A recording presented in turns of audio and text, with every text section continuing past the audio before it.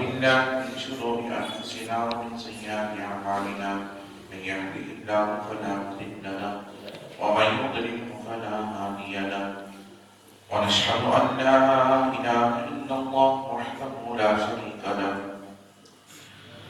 ونشهد أن سيدنا ونبينا وحبيبنا وطبيبنا وطبيب قلوبنا وشفيعنا وشفاء صدورنا وأعلانا وأولانا ومولانا ومرجانا ومأوانا محمدا عبده ورسوله أرسله بالحق بشيرا ونذيرا وداعيا إلى الله بإذنه وسراجا منيرا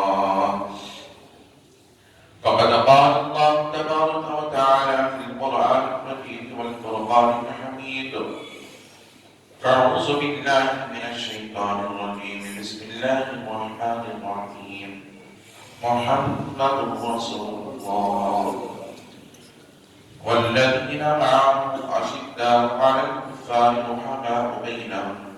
رحماء بينهم تراهم ركعا سجدا صدق الله رسوله النبي العليم المتين الكريم ونحن على ذلك لمن الشاهدين والشاكرين والحمد لله رب العالمين. من علينا ربنا يسمع محمدا أيده أيدنا بأحمدا أرسله مبشرا أرسله ممجدا صلوا عليه دائما صلوا عليه سلمدا اللهم صل وسلم صلاة كاملة وسلم صلاة دائمة. فرش والے تیری شوکت کا عروج کیا جانے فرش والے تیری شوکت کا عروج کیا جانے خضر و عرش پہ اڑتا ہے فریرا تیرا.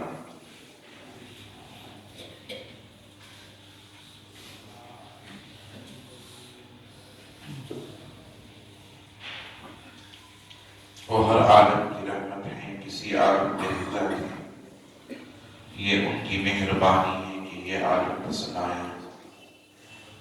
مٹا دے اپنی ہستی کو اگر کچھ مرتبہ چاہے مٹا دے اپنی ہستی کو اگر کچھ مرتبہ چاہے یہ دانا خواب میں مل کر گلے گلزار ہوتا ہے. نگاہیں مرد مومن سے بدل جاتی ہیں تقدیریں جو ہو ذوق یقین پیدا تو کٹ جاتی ہیں زنجیریں. کوئی اندازہ کر سکتا ہے ان کے زور بازو کا یدے بیضا لیے بیٹھے ہیں اپنے آسمان. عزیزان محترم معزز سامعین کرام نوجوان ساتھیوں عزیز بچوں السلام علیکم ورحمۃ اللہ وبرکاتہ. خطبے کے بعد میں نے اس آیت مبارکہ کی تلاوت کا شرف حاصل کیا. اس کے تحت تھوڑی دیر آپ حضرات کے درمیان کچھ باتیں ہوش گزار کرنے سے قبل آئیں اور آپ مل کر سب سے پہلے خدا خدا کے حکیم سراج الصالحین انیس العالمین رحمۃ للعالمین مکے کے سردار مدنی کے تاجدار دائی حلیمہ کے پیارے بے سہاروں کے سہارے نبی محترم رسول مکرم نور مجسم آفتاب رسالت ماہتاب نبوت کونین کی زینت غم سار امت صاحب جدو عطا حق غریبوں کے آقا و مولا حضور سید عالم احمد مجتبی جناب محمد رسول اللہ صلی اللہ تعالی علیہ وسلم کی وقت ذات بابرکات کی دربار میں عقیدت محبت حریت توفید رض شریف کا کرنا پیش فرمائے. بڑے اللہم صلی علی سیدنا محمد وعلی آل سیدنا محمد مبارک وسلم. صلاۃ و سلام علیکہ یا رسول اللہ.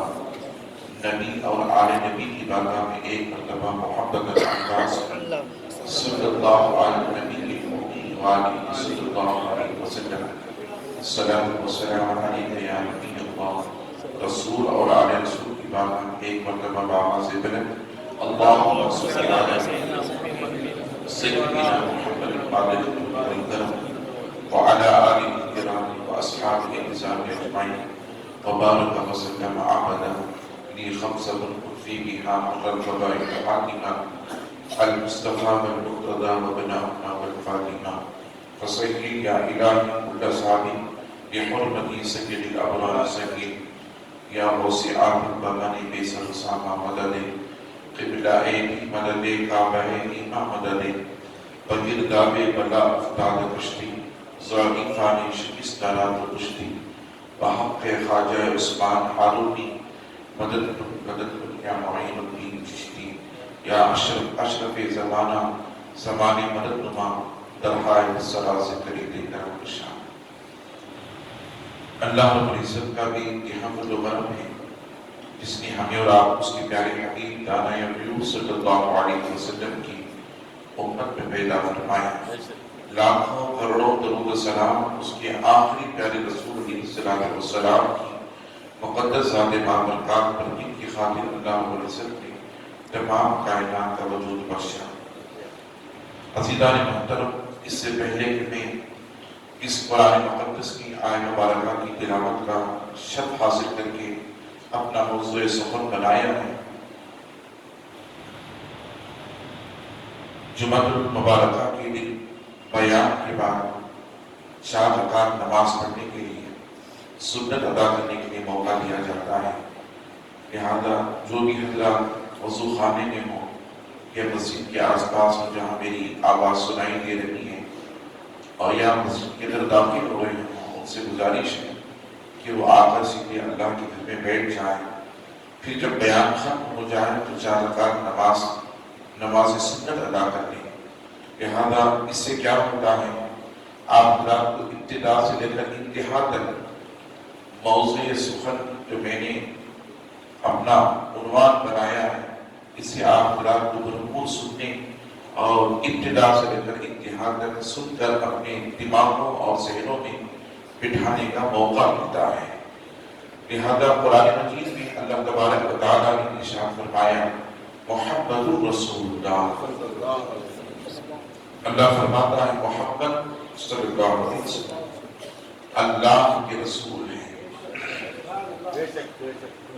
یہ قرآن کی آیت مبارکہ ہے، محمد اللہ کے رسول ہیں، محمد رسول اللہ صلی اللہ علیہ وسلم، محمد اللہ کے رسول ہیں۔ اس کے فوراً بعد اللہ نے فرمایا والذین معه اشداء رحماء بینہم تراہم رکعا سجدا۔ یہ بہت ہی مشہور و معروف آیت مبارکہ ہے اور اکثر بزرگوں نے اس آیت مبارکہ کے تلاوت کرنے کو جو روزانہ اپنی زندگی کا معمول بنا لیتا ہے اور اسے تحریر کر کے اپنے پاس رکھ لیتا ہے، اللہ تعالیٰ اس کی روزی میں برکت عطا فرماتا ہے۔ میں اس آیت کو پوری آیت پڑھ دیتا ہوں۔ محمد رسول اللہ والذین معه اشداء علی الکفار رحماء بینہم تراہم رکعا سجدا یبتغون فضلا من اللہ ورضوانا سیماہم فی وجوہہم من اثر السجود ذلک مثلهم فی التوراۃ ومثلهم فی الانجیل كزرع أخرج شطأه فآزره فاستغلظ فاستوى على سوقه يعجب الزراع ليغيظ بهم الكفار وعد الله الذين آمنوا وعملوا الصالحات منهم مغفرة وأجرا عظيما۔ یہ پوری آیت مبارکہ ہے۔ بزرگوں نے فرمایا اللہ والوں نے اس کے تحریر کر کے اپنے پاس رکھ لینے سے اللہ روزی میں برکت عطا فرماتا ہے، اور روزانہ اس کی تلاوت کو جو معمول بنا لیتا ہے اللہ تعالیٰ اس کے بھی کاروبار و تجارت میں برکت عطا فرماتا ہے۔ اب اللہ نے فرمایا محمد رسول اللہ، محمد اللہ کے رسول ہیں صلی اللہ علیہ وسلم، والذین معه اشداء، اور یہ آپس میں بہت ہی سخت ہے۔ کن کا ذکر اللہ نے فرمایا؟ آپس میں بہت ہی سخت ہے، یعنی اللہ نے اس کے محبوب کا ذکر کرنے کے بعد اس کے محبوب کے غلاموں کا ذکر فرمایا ہے۔ جس میں ابو بکر کا ذکر ہے، عمر بن خطاب کا ذکر ہے، عمر عثمان غنی کا ذکر ہے، مولائے کائنات مولا علی شیر خدا قدم اللہ تعالیٰ عبد الکریم کا ذکر ہے، طلحہ و زبیر کا ذکر ہے، عبداللہ ابن مسعود کا ذکر ہے، حضرت عباس کا ذکر ہے، حضرت حمزہ کا ذکر ہے، صحابہ کرام کی جماعت کا ذکر اللہ فرما رہا ہے۔ والذین معهم اشداء، یہ آپس میں بہت ہی سخت ہیں۔ اب یہ سخت کس کے لیے؟ اللہ تعالیٰ فرما رہا ہے والذین معهم اشداء علی الکفار، یہ سخت ہیں ان کے لیے جو اللہ کے رسول کے دین کے باغی ہیں۔ کفار و مشرکین کے لیے سخت ہیں، یہ ابو جہل کے لیے سخت ہیں، یہ عتبہ کے لیے سخت ہیں، شیبہ کے لیے سخت ہیں، ابو لہب کے لیے سخت ہیں، یہ کفار و مشرکین کے لیے سخت ہیں۔ اللہ فرماتا ہے کہ یہ میرے محبوب کے غلام کفار و مشرکین کے لیے بہت ہی سخت ہیں۔ رحماء بینہم، مگر یہ جب اپنے ایمان والوں کی صحبت میں آ جاتے ہیں آپس میں ایک دوسرے کے لیے بہت ہی رحم والے بن جاتے ہیں۔ اللہ ایک دوسرے کے لیے بہت ہی رحم والے بن جاتے ہیں۔ تو کفار و مشرکین کے لیے سخت، مسلمانوں کے لیے رحمتی، ایمان والوں کے لیے رحمتی، آپس میں پیار و محبت، اتفاق اور اتحاد اور رحم دلی کا ذکر اللہ تبارک و تعالی ان صحابہ اکرام کے تعلق سے فرما رہا ہے۔ میرا نبی اللہ کا رسول ہے، محبت وہ ہے جو اللہ کا رسول ہے، اور محبت کے جو غلام ہیں صحابہ ہیں یہ کفار و مشرکین کے لیے بہت ہی سخت ہیں اور آپس میں ایک دوسرے کے لیے بہت ہی رحمگیر ہیں۔ اللہ تو اس کی علامت اللہ نے بیان فرمایا، ایمان والا وہ ہوتا ہے جو آپس میں ایک دوسرے سے ہمدردی کرتا ہے، آپس میں ایک دوسرے سے ہمدردی کرتا ہے۔ عزیزان محترم، میں نے اس آیت مبارکہ کو لے کر آج کا جو میں نے عنوان بنایا ہے صحابہ اکرام ہی میں سے ایک ایسے صحابی ہیں جن کو اہل بیت میں ہونے کا شرف حاصل ہوا ہے۔ بولے اہل بیت میں ہونے کا شرف حاصل ہوا ہے۔ اب میں پوچھنا چاہتا ہوں اہل بیت کسے کہتے ہیں؟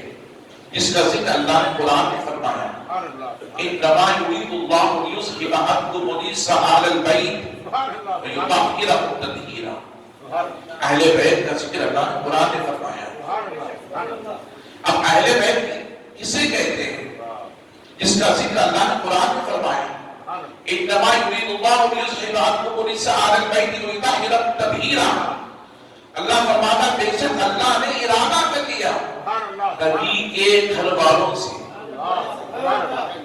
نبی کے اہل بیت سے، انما یرید اللہ لیذھب عنکم الرجس اہل البیت، بیت کہتے ہیں گھر کو، اہل کہتے ہیں گھر والوں۔ اب یہ اہل کون ہے جس کا ذکر اللہ فرما رہا ہے؟ انما یرید اللہ، بے شک اللہ نے ارادہ کر لیا لیذھب عنکم الرجس اہل البیت ویطہرکم تطہیرا۔ اللہ فرماتا اے نبی کے گھر والوں، اے نبی کے گھر والوں، بے شک اللہ نے ارادہ کر لیا ہر ناپاکی، ہر آلودگی، ہر گندگی، ہر نجس چیز آپ سے دور کر دیں، آپ سے دور کر دیں۔ تو نبی کے گھر والوں سے گندگی دور ہے کیونکہ اللہ نے ارادہ کر دیا۔ اللہ فرماتا اللہ نے پاک کر دیا ہے، اللہ نے پاک کر دیا کسے؟ نبی کے گھر والوں کو گندگی سے، آلودگی سے، سمجھیا؟ ہر گندگی سے، آلودگی سے اللہ نے نبی کے گھر والوں کو پاک کر دیا۔ وَيُطَهِّرَكُمْ تَطْهِيرًا، صوفیہ فرماتے، اولیاء فرماتے، مفسرین فرماتے ہیں اللہ نے ایسا پاک کیا، ایسا پاک کیا کہ جو ان سے لگ جاتا وہ بھی پاک ہو جاتا ہے۔ جو ان سے لگ جاتا وہ بھی پاک ہو جاتا ہے، وہ بھی پاک ہو جاتا ہے۔ جب یہ آیت مبارکہ نازل ہوئی، جب یہ آیت مبارکہ بڑی توجہ سے سنیں، جب یہ آیت نازل ہوئی انما یرید اللہ لیذھب انتم الرجس اہل البیت ویطہرکم تطہیرا. صحابہ نے پوچھا یا رسول اللہ اہل بیت سے مراد کون ہے جن کو اللہ نے پاک کر دینے کا اعلان فرما دیا, ان کی پاکی کا اعلان فرمایا, ان کی طہارت کا اعلان فرمایا. صحابہ نے پوچھا یا رسول اللہ یہ کون ہے؟ سرکار نے ارشاد فرمایا اس سے مراد حاذا علی. سبحان اللہ سبحان اللہ سبحان اللہ, میرا چچازاد بھائی اور میرا داماد علی ہے. سبحان اللہ. حدیث پاک میں آتا حضور نے فرمایا حاذا علی, اس سے مراد میرا داماد علی ہے, اور فاطمہ اور میری بیٹی فاطمہ ہے, وابناہما اور میرے دونوں بیٹے حسن اور حسین ہیں. دونوں بیٹے حسن اور حسین نے. جب یہ آیت مبارکہ نازل ہوئی تو آقا علیہ السلام نے اہل بیت کو طلب فرمایا علی کہاں ہے؟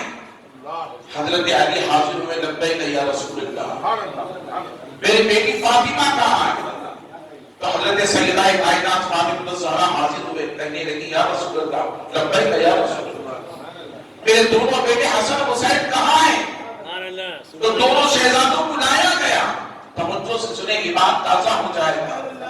اہل بیت کسے کہتے ہیں, ان کا مقام کیا ہے, ان کا مرتبہ کیا ہے, ان کی فضیلت کیا ہے اور ان کے مراتب کیا ہے. اللہ جب علی حاضر ہو گئے, فاطمہ الزہرا حاضر ہو گئی, حسنین کریمین حاضر ہو گئے, تو آقا علیہ السلام نے فرمایا اے علی تم دائیں آ جاؤ, اے فاطمہ تم بائیں آ جاؤ. حضرت علی کو بلا دیا آقا علیہ السلام نے, حضرت فاطمہ الزہرا کو بائیں بلا دیا, پھر دونوں شہزادگان کو حضرت امام حسن کو امام حسین کو اپنے رانوں پر بٹھا دیا, اپنے رانوں پر بٹھا دیا. مفسرین فرماتے ہیں بٹھا کر نبی خود بیٹھ گئے, آقا علیہ السلام بیٹھ گئے, پھر اپنی کملی کو نکالا, کالی کملی کو نکالا, کالی کملی نکال کر آقا علیہ السلام اپنے اوپر ڈھانپ لیے, پھر ان دونوں شہزادوں کو اس کملی کے اندر لے لیا, پھر علی کو بھی لے لیا, فاطمہ الزہرا کو بھی لے لیا, خود بھی چھپ گئے اس کالی کملی کے اندر, خود بھی چھپ گئے, فاطمہ کو بھی چھپا لیا, حسن کو بھی چھپا لیا, حسین کو بھی چھپا لیا. اب یہ پانچوں اس چادر کے اندر ہیں, پانچوں چادر کے اندر ہیں. یہ کوئی باہر کا واقعہ نہیں ہے, گھر کے اندر کا واقعہ, گھر کے اندر کا واقعہ. جب پانچوں چھپ گئے, حسن بھی آ گئے, حسین بھی آ گئے, علی بھی آ گئے, فاطمہ بھی آ گئے, پھر خود حضور کی ذات اس کملی کے اندر داخل ہو گئی.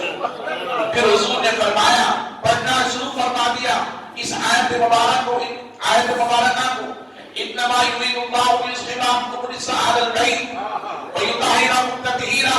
اے علی سن لے, اے فاطمہ سن لے, اے حسن سن لے, اے حسین سن لے, اللہ نے تمہیں پاک کر دیا ہے ہر آلودگی سے, ہر ناپاکی سے, ہر گندگی سے.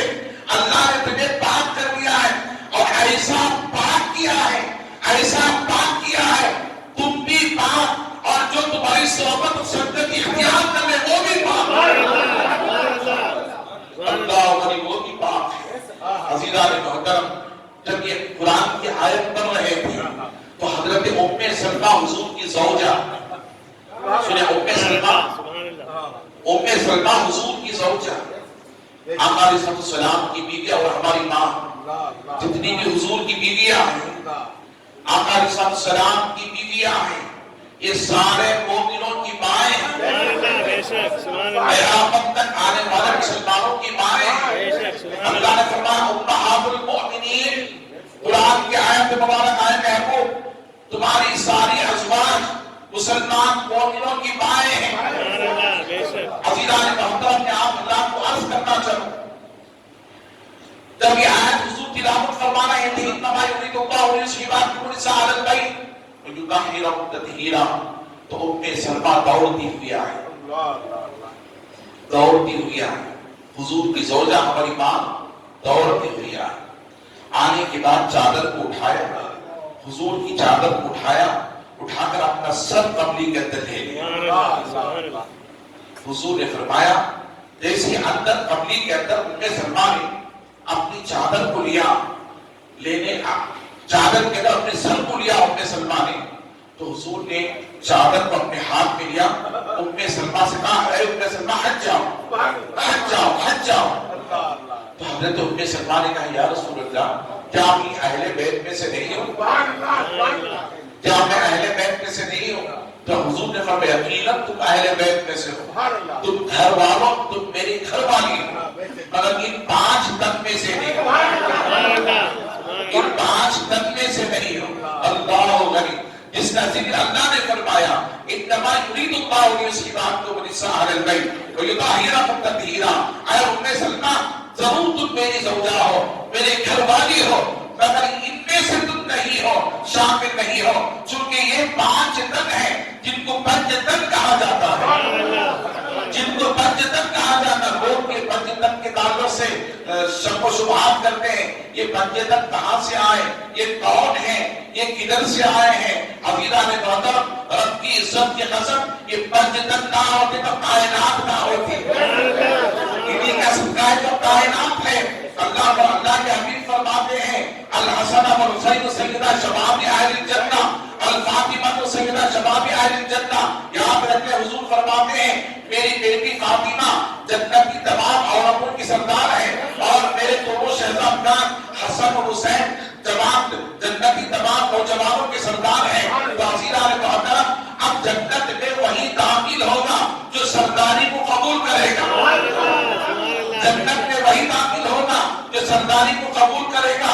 امام حسین کو اپنا سردار مانے گا، امام حسن کو اپنا سردار مانے گا، فاطمہ الزہرا کو خواتین اسلام جنت کی اپنی سردار مانے گی، تبھی انہیں جنت میں جگہ ملے گی۔ لہذا یہ جنت کے مالک اللہ نے فاطمہ کو بنایا، حسن کو بنایا، حسین کو بنایا، پھر اللہ نے فرمایا انا اعطیناک الکوثر، اے محبوب ہم نے آپ کو خیر کثیر عطا فرمایا، خیر کثیر عطا فرمایا۔ اب خیر کثیر کسے کہتے ہیں؟ علماء فرماتے ہیں آب کوثر کا مالک بنایا، آب کوثر کا مالک بنایا۔ اب یہ صرف ایک کا ذکر نہیں ہے کہ انا اعطیناک الکوثر، صرف ایک نعمت کا ذکر نہیں ہے، اللہ فرماتا ہے محبوب ساری نعمتوں کا مالک میں نے تمہیں بنایا، ساری نعمتوں کا مالک میں نے تمہیں بنایا۔ انا اعطیناک الکوثر، بے شک اے محبوب ہم نے تمہیں خیر کثیر عطا فرمایا، خیر کثیر کا مالک بنایا۔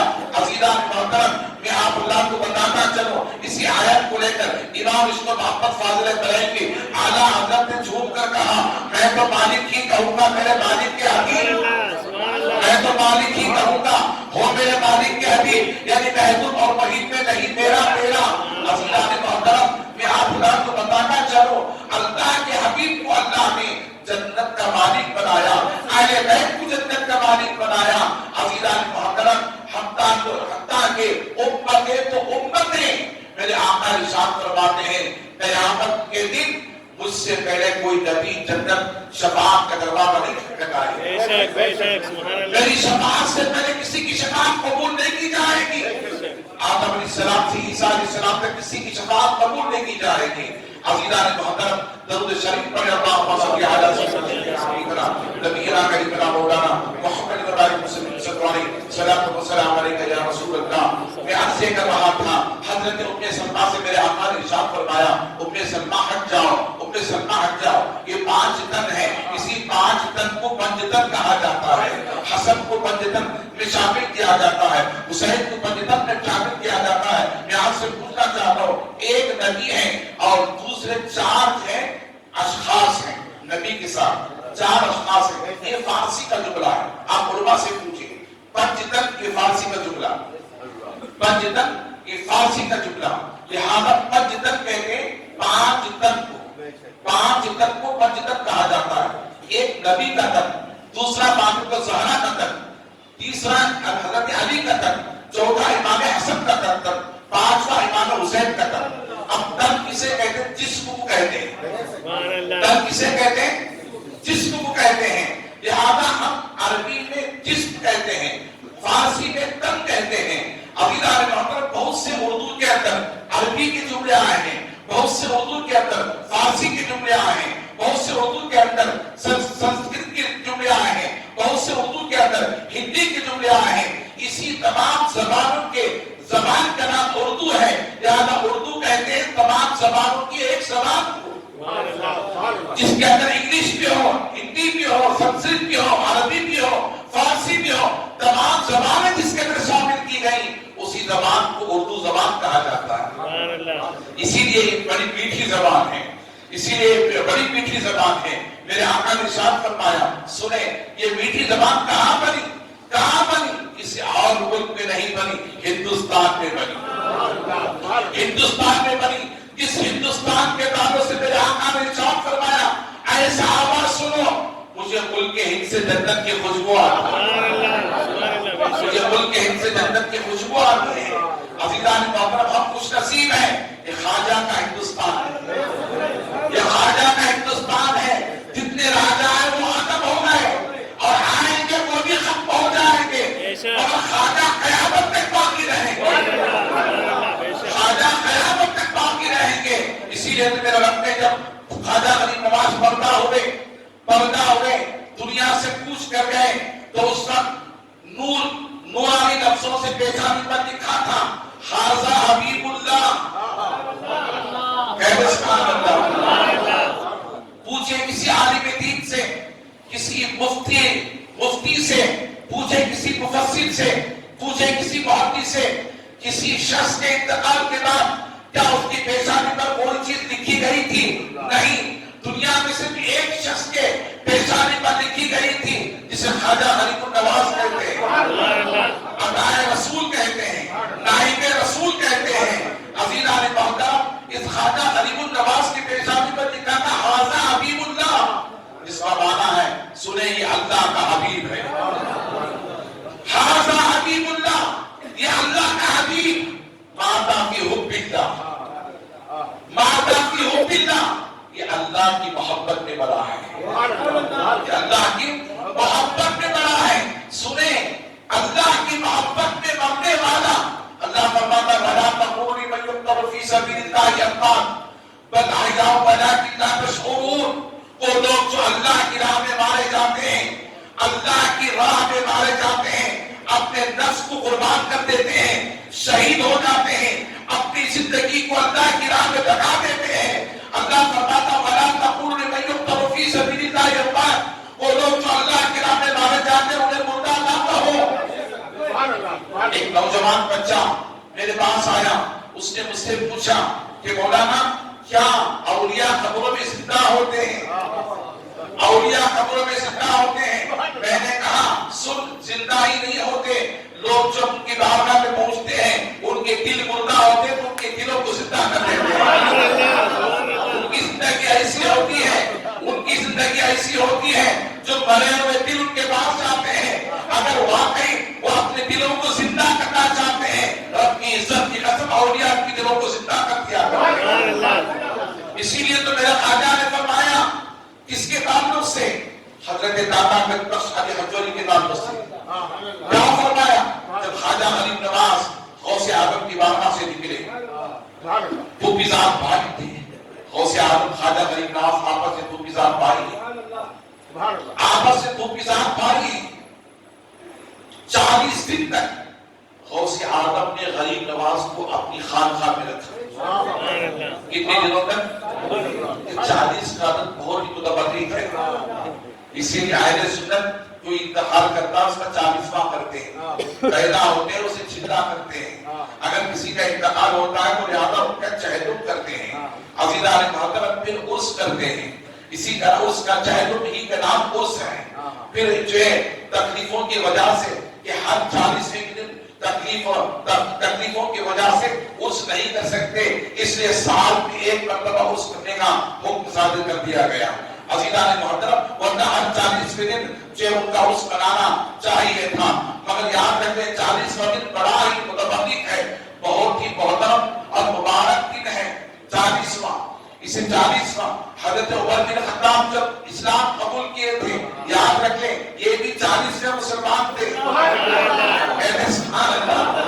تلوار لے کر خانہ کعبہ سے نکلے تھے عمر بن خطاب، حبل کی قسم کھائے تھے، اور جتنے باطلان خدا خانہ کعبہ کے رکھے گئے تھے ان سب کی قسم کھا کر تلوار لے کر نکلے تھے۔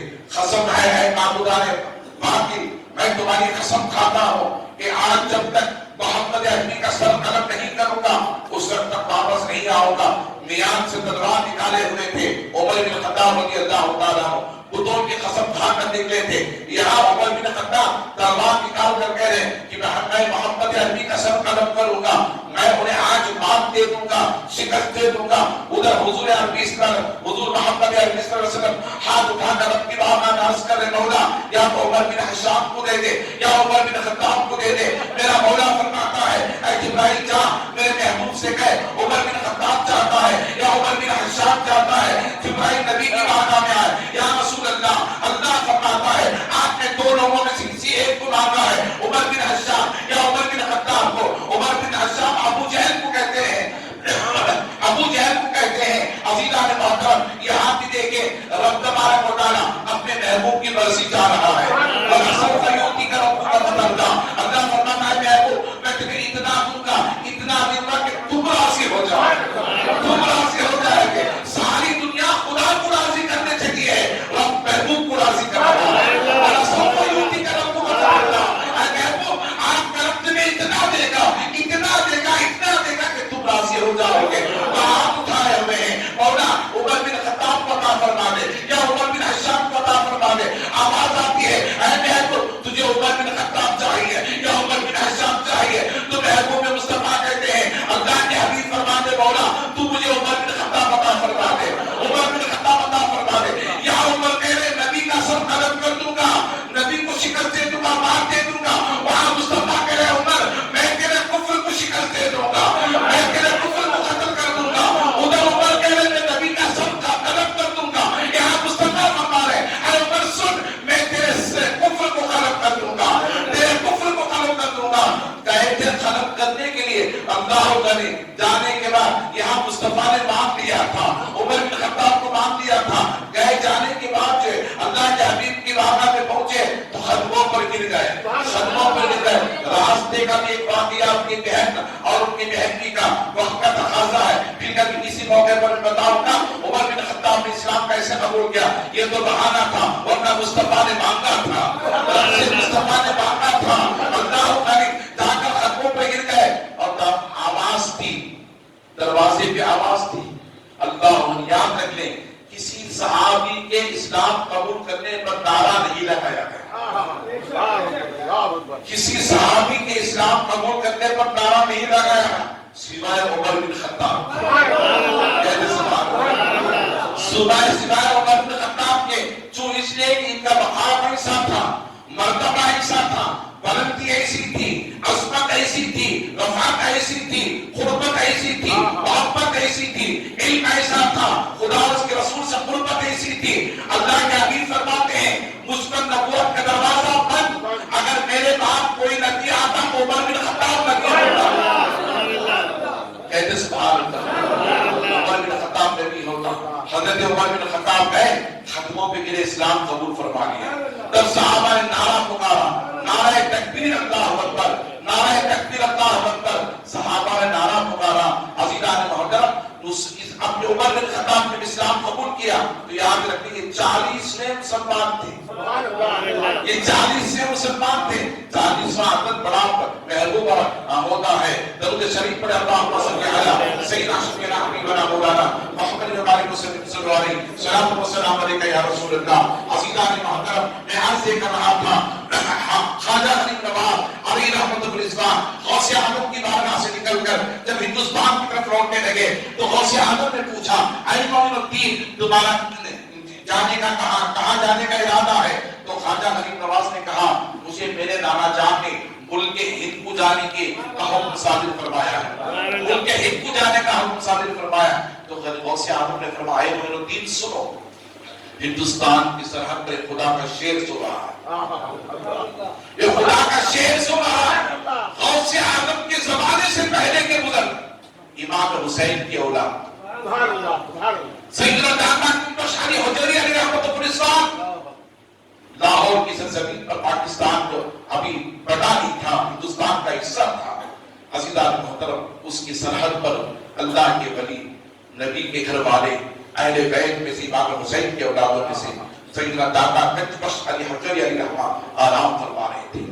سنیں اور خواجہ غریب نواز سے فرماتے غوث اعظم اے مولا الدین، اس خدا کے شیر سے ڈرنا، اس خدا کے شیر سے ڈرنا. اب سنیں غوث اعظم نہیں جانتے تھے کہ وہ زمین پر ہے کہ زمین کے اندر ہے. کہتے سبحان اللہ.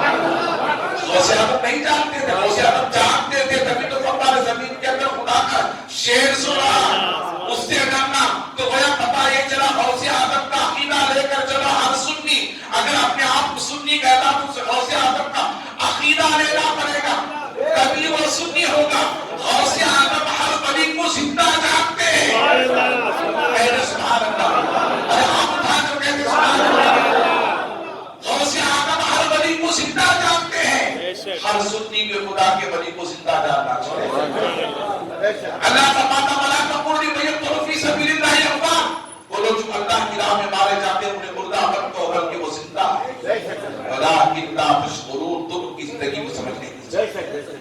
عزیزان محترم، خواجہ غریب نواز آئے ملک ہند کو، داتا گنج بخش علی حضوری کی بارگاہ میں حاضر ہوئے. حاضری دینے کے بعد وہاں پر مراقبہ کیا. مراقبہ کرنے کے بعد داتا گنج بخش علی حضوری کی شان میں مرحمت لکھی، عربی کے اندر ایک بہترین مرحمت لکھی. آج بھی داتا گنج بخش علی حضوری کی بارگاہ میں ایک گندا ہے غریب نواز کی لکھی ہوئی مرحمت. گنج بخش فیض اعظم مظہر نور خدا، فرماتے گنج بخش فیض اعظم مظہر نور خدا. غریب نواز نے کیا نہیں دیکھا ہوگا داتا گنج بخش علی حضوری کو بازار کے اندر، کیا نہیں دیکھا ہوگا. فرماتے گنج بخش فیض اعظم آپ کا در وہ ہے جو تمام خزانوں کا خزانہ ہے. آپ کا در تمام خزانوں کا خزانہ. گنج بخش فیض اعظم ایک عالم آپ کی بارگاہ سے فیض پا رہا ہے. مظہر نور خدا اللہ ولی. اب مظہر کیا ہے؟ مظہر کہتے ہیں خدا کی ذات و صفات کے مظہر کو نبی کا نور کہتے ہیں. خدا کی ذات و صفات کا مظہر کون؟ حضور کی ذات ہے. کوئی نبی خدا کی ذات و صفات کا مظہر نہیں سوائے مصطفیٰ کے. یاد رکھیں بہائی بذاتی اگر خدا کی ذات و صفات کے مظہر ہے تو وہ خدا کے رسول محمد عربی ہیں، اور سارے انبیاء نبی کی ذات و صفات کے مظہر ہیں. سارے قیامت تک آنے والے اولیاء نبی کی ذات و صفات کے مظہر ہیں. تو خواجہ غریب نواز فرماتے ہیں گنج بخش فیض اعظم مظہر نور خدا ناقصہ راپیر کافر. اللہ ولی فرماتے ناقصہ راپیر کافر. اگر کوئی ایسا پیر بھی شہر بھی آپ کے پاس آ جائے جس کے پاس کچھ بھی نہیں ہے، بیکار کا ہے، لہذا بالکل ناکارہ ہے، ایسا بھی آپ کے پاس آ جائے کاملانہ رہنما، آپ اسے مستقبل تک نہیں بھیجتے جب تک وہ قابل نہیں ہوگا. اللہ ولی آپ کی بارگاہ سے کامل ہو کر نکلتا ہے. جب داتا گنج بخش علی حضور کے داتا گنج بخش علی حضوری کی ذات کا یہ عالم ہے تو امام حسین کی ذات کا عالم کیا ہوگا، نبی کی ذات کا عالم کیا ہوگا.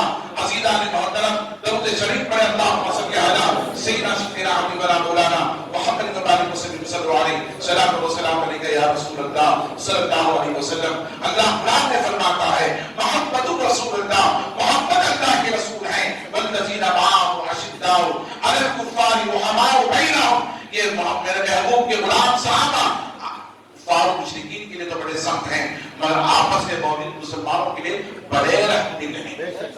انما یرید اللہ، ان میں سے ایک حضرت علی ہیں. یوسفان کو بھی سہارت کہیں ویباہیرت تدہیرہ. عزیزان محترم، میں آپ خدا فرض کرتا چلو جب یہ آیت کریمہ نازل ہو گئی تو سنیں حدیث پاک میں آتا ہے، حاشیے میں آتا، تفسیر کے حاشیے میں آتا ہے، قرآن کی ترجمے کہتے ہیں انما یرید اللہ من سوا ادخل سائر البیت. مفسرین فرماتے ہیں آقا علیہ السلام تہجد کی نماز پڑھتے ہیں 40 دن تک حضرت فاطمہ الزہرا کے گھر پر جاتے ہیں رات فجر کی نماز سے پہلے 40 دنوں تک میرے آقا صلی اللہ علیہ وسلم سیدہ کائنات سیدہ فاطمہ الزہرا رضی اللہ تعالیٰ عنہا کے